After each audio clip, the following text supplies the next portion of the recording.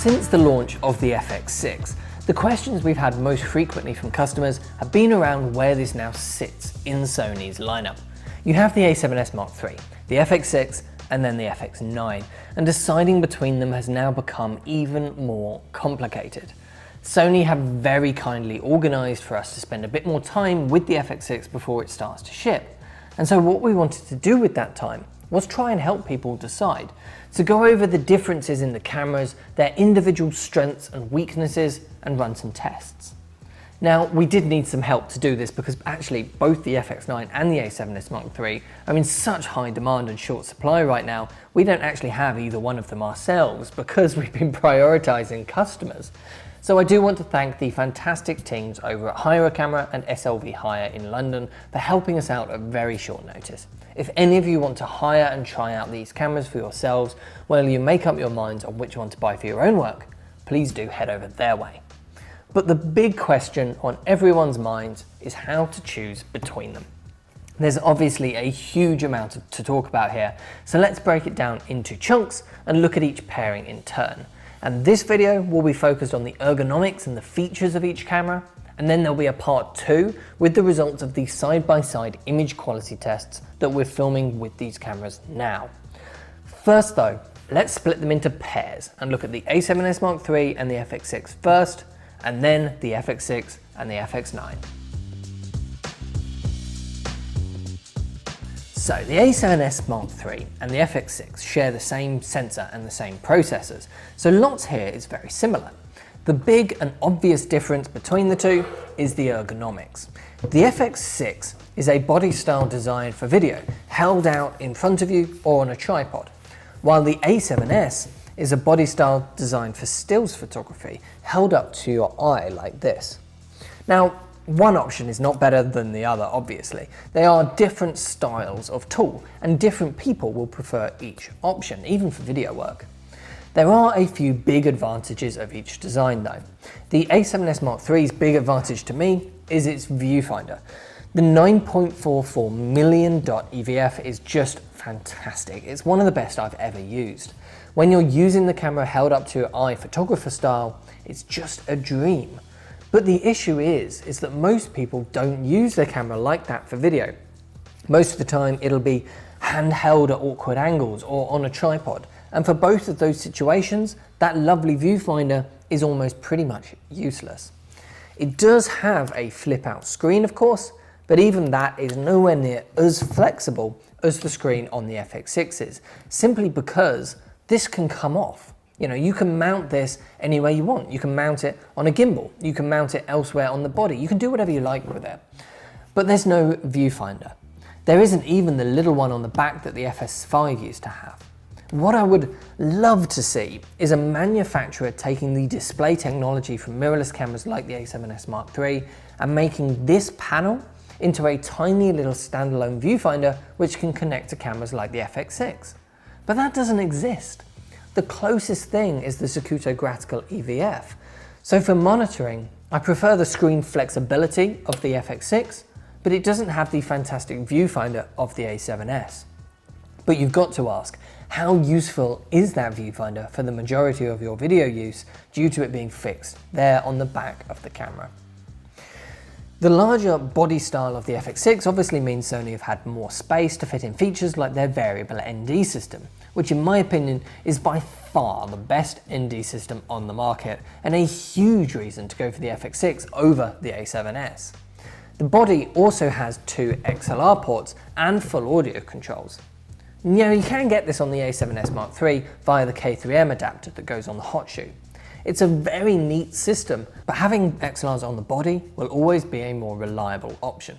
I also just find the larger body of the FX6 simply nicer to hold. The rotatable hand grip and top handle mean it's easy to grab and hold the camera from any angle. Plus you have a bunch more assignable buttons and video focus buttons for quick control. The batteries that each camera uses is also very different. The larger BPU style batteries may be significantly more expensive, but they last a lot longer. And importantly, there's larger capacity options like the BPU 100 if you really need them. On the A7s, you'd have to use external power. There is, however, a big difference in the UI between the two cameras. The FX6 uses the FX9's menu system, while the A7s Mark III uses a new design of the Alpha one. And I've got to say, between the two, I do far prefer the A7s's menu. It makes the FX6 and the FX9 look complicated in comparison, even though it still manages to pack in a lot of features. Plus, it's easier to quickly access and change your autofocus settings, which can be really important. It's just full of nice little touches. The one that sums this point up the best for me is how you do a custom white balance with the cameras. The FX6 has the physical buttons down here for this, which is great, but you have to fill the frame with a white card, and that's not so easy to do in some situations. It will work without filling the frame normally, but you just don't get as much peace of mind that it's correct unless you fill the frame. Whereas on the A7s, a little box comes up which you can move around the frame freely and take a reading from only that little section. It's fantastic. It's a small little touch which goes a huge way to make your life easier when you're doing this every day professionally. I mean, Sony should put that on every camera. We'll look at image quality in more detail later on, but between the two, I'm not expecting to see a huge amount of difference. There is a difference in file formats though. Both do similar things, but the A7s uses an MP4 wrapper, which will open easily in any program on Mac or Windows, but it isn't as familiar to broadcasters or as quick for editing software. While the FX6 uses their normal XAVC format in an MXF wrapper, just like the FX9 and the FS7 did. Easy and fast to play back in editing software, and pretty much everyone in the industry is familiar with using it by this point. The FX6 does have S-Cinetone as a gamma option as well, which is very useful indeed for quick turnaround work, and I much prefer it to the gamma options in the A7s. And another big difference is the ability to turn off noise reduction. And this gives you a choice in low light as to how heavily the camera is hiding any noise away in the image, and it means you can simply skip it altogether and do it in post with tools like Neat Video, which should get you much better results. But as a whole, the features of these two cameras are similar. The same frame rates, same codecs, and similar resolutions. Although that being said, the FX6 does have DCI 4K, which is nice. The main difference when deciding between these two cameras will be the body style. I mean, do you love using the mirrorless form factor, but want as much capability as possible inside it? Or do you find it inconvenient to use mirrorless bodies and you prefer the benefits that come with the larger video style bodies? It may not be an easy decision, but at the end of the day, that's because these are both fantastic choices. Now, comparing the FX6 and the FX9 is a very different situation, because these are actually very different cameras, which if you take a bit of a step back, is actually quite a surprise. If you imagine that you're seeing these three cameras for the first time, you would have thought that these two would have a lot more in common than these two. The FX9 though is based on a very different core system to the FX6. It's a camera that's based around two core concepts. Firstly, the on-shoulder design that was so popular with the FS7, and the idea of using a higher resolution 6K sensor to give us downsampled 4K images. It doesn't let you record in a higher resolution though, it has to downsample back to 4K, but the resulting 4K should in theory have a lower noise floor at regular ISO values and be more detailed than the native 4K footage from the FX6. However, we'll have to wait for our part 2 when we're actually looking at the images side by side to really find out.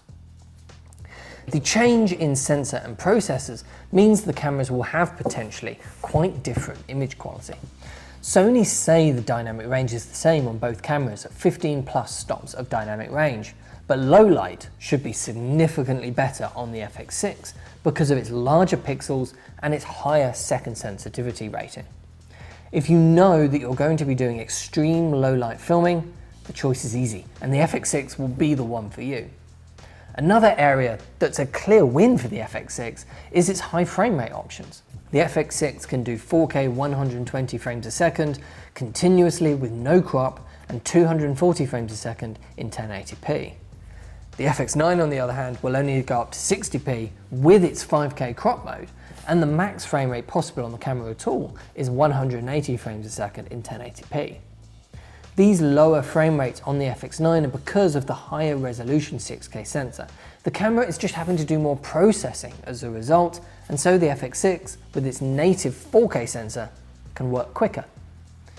That higher resolution 6K sensor though has one major benefit for operators working with this on their shoulder all day long. It can crop into super 35mm and keep at 4K resolution, and neither the FX6 or the A7s III are able to do that. This means you have much more flexibility from your lenses, and a lens like this 28 to 135mm servo zoom, for example, becomes a 28 to 200mm lens or thereabouts. It seems like a small little feature difference if you look at it on a piece of paper or on the website, but it makes a huge day-to-day impact on working camera operators in fast-paced situations, and it goes a long way to counteract the main disadvantage of a large format full-frame sensor, which is that lenses tend to be a more limited focal length range when they're designed for full frame, and having a crop mode like this can get around that. There's also the middle ground crop option, which was added with firmware version 2. This is a 5K crop of its 6K sensor, which is actually a really useful sensor size. It's sort of halfway between full frame and Super 35. The industry standard lens for large sensor documentary work is still the Canon CN7, a 17 to 120mm t2.9 Super 35mm lens, which obviously won't work with any of these cameras' full sensors as they're all full frame cameras. However, that 5K mode crops into just enough to mean that you can use that lens with no vignetting, while still having a larger than Super 35mm look. Combine that with the ability to crop in without dropping resolution, and you have a fantastic documentary setup. And that's not unique to the CN7, that's just possibly the most obvious and important example that I thought of. I'm sure people will find lots of lenses that 5K crop mode is just perfect for. But another area where the FX6 is surprisingly clearly better though than the FX9 is in its raw output capabilities. Not in terms of quality, both use the same system of sending 4K 16-bit RAW over a 12G SDI port. The difference is that the FX6 can do it using the camera's port, straight from the camera to the Atomos Shogun 7, while the FX9 needs the very large and quite expensive XDCA back in order to output RAW, which is a real shame and a big advantage for the FX6 if using a RAW workflow is important to your work. So, the FX6 is smaller, it costs less, it has more high frame rates, a better RAW workflow. So who's the FX9 for now? I think the initial gut reaction for a lot of people is that the FX6 is just going to be a better choice overall. And I do think for lots of people that might well be the case. But there are some really important advantages still for the FX9, which will mean that for some people, it will just simply be a better tool. The speed and flexibility that the crop mode gives, the on-shoulder design, plus being able to work better with broadcast requirements. It has Genlock, drop-in audio units with the XDCA back, MPEG 422 as a codec option, the stronger locking E-mount.